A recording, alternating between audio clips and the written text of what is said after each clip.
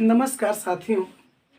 देखिए, आज मैं लेकर के आपके लिए आया हूँ now the leaves are falling fast. मैं इसलिए ऐसा लेकर के आऊँ, सब के सब ऐसा ऑब्जेक्टिव तैयारी कराऊंगा और जो ऑब्जेक्टिव बताऊंगा, अगर प्रश्न आए एग्जाम में तो इससे बाहर नहीं आएगा। बस इतना आप नोट कर लेना। और रही बात प्रैक्टिस का कि हम 4 को ऑप्शन वाले अगर प्रैक्टिस करेंगे तो कैसे करेंगे। सबसे पहली बात, now the leaves are falling fast के बारे में कुछ जान लो। देख लो, यह एक ऐसा कविता जिसमें इंसान के प्रति हर प्रॉब्लम समस्याओं को देखते हुए कवि ने बताया कि एक उम्मीद का किरण जगा हुआ है। आगे भविष्य में ये देखते हुए बताया है कि हो सकता है कि कुछ न कुछ होगा। यही उम्मीद के साथ लोग काम करते हैं। इंसान ऐसे हमेशा बोझ से लदे हुए महसूस करता है। कभी कभी निष्क्रिय जैसा हो जाता है, कभी कभी शरीर काम नहीं करता, मानसिक रूप से ग्रसित हो जाता है। ऐसा मतलब कि इस कविता में बताया गया है।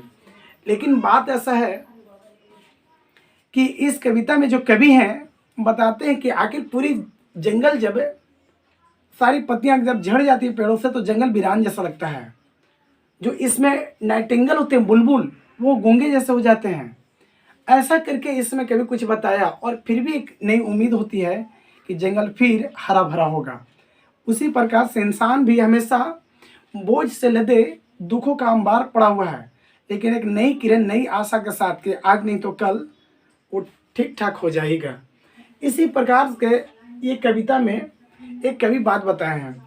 अब रही बात को कवि बताना क्या चाहते, कौन सा ऐसा क्या है, तो चलते हैं, देर ना करते हैं। कवि का क्या नाम है, मैं एक एक इम्पोर्टेंट सारे के सारे ऑब्जेक्टिव मैं आपको इसमें से कराता हूँ और आप जुड़ जाइए।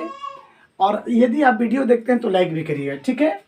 इसका कवि का नाम है W.H. ऑडेन। आप थोड़ा ध्यान से देखिएगा, मैं इसके बारे में सब कुछ बता दूंगा। इस कवि के बारे में जहां से प्रश्न पूछा जाता है उन सारी पॉइंट को मैं बता दूंगा। इससे ज्यादा कुछ नहीं चाहिए आपको।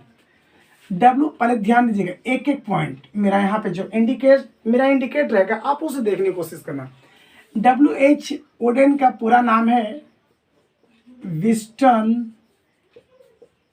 हग ऑडेन।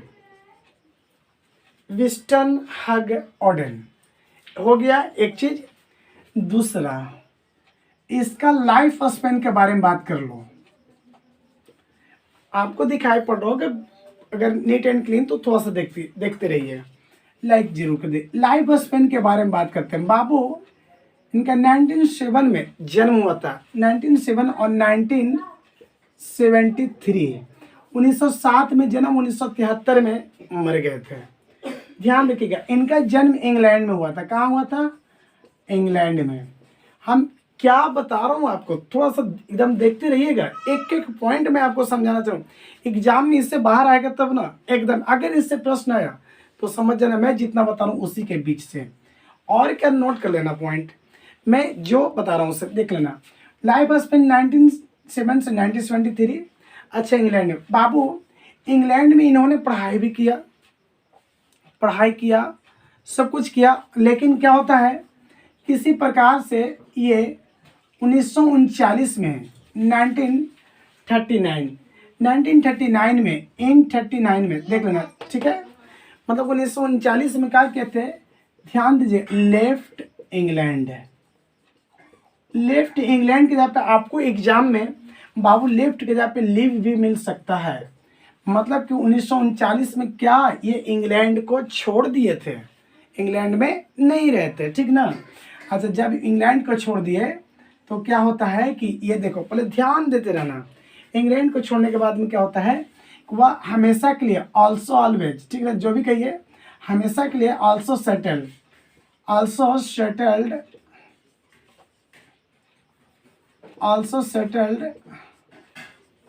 देख लीजिए, हमेशा के लिए सेटल कहाँ हो गए, हमेशा के लिए सेटल्ड हो गए अमेरिका में। आपसे प्रश्न पूछा जाएगा कि हमेशा के लिए कहाँ सेटल्ड हो गए थे, तो अमेरिका में, ठीक ना। क्या कहाँ समझे आप लोग, अमेरिका में, ठीक है। देख लो, जब 1939 में कहाँ छोड़ा था, 1939 में इंग्लैंड को छोड़ने के बाद हमेशा के लिए कहाँ शिफ्ट हो गए, अमेरिका में, यूएसए जिसको बोलेंगे, यूनाइटेड स्टेट ऑफ अमेरिका, वहाँ पे शिफ्ट हो गए। ठीक है, अब देख लो तनी, अभी और तनी ध्यान देना। यहाँ पे ये WH ऑडेन को एक प्राइज मिला था, उस प्राइज का नाम है पुलिजर, पुलिजर प्राइज है। उस प्राइज का क्या नाम है? पुलिजर प्राइज है। बाबू रे, ये पुलिजर प्राइज जो है, जो मिला था पुलिजर प्राइज, तनी ध्यान दीजिएगा, ये पुलिजर प्राइज मिला था कब? ये पुलिजर प्राइज मिला था 1948, एकदम नोट कर लेना, मैं जो बता रहा हूँ याद कर लेना। 1948 में क्या मिला था? पुलिजर प्राइज है। अच्छा, अब रही बात कि ये पुलिजर प्राइज, अब ऊपर तक देखना ध्यान से, क्यों मिला था? तो हर जितने भी लेखक और कवि होते हैं उनकी प्राइज अगर मिलता है तो स्पष्ट है कि या तो उनका लिखा हुआ कोई कविता अच्छा होता है, बेहतर होता है, जो ज़्यादा चुने जाते हैं, ज़्यादा पब्लिश किए जाते हैं, ज़्यादा लोगों के बीच में चर्चित और डिमांड होता है, लोग ज़्यादा पसंद करते हैं, तो वह बुक था इनका द एज ऑफ एंग्जाइटी। ठीक ना, यही बुक था। बुक का नाम क्या था? The age of anxiety. ये इनका कंपोज था, रचना था। ठीक ना, रचना था।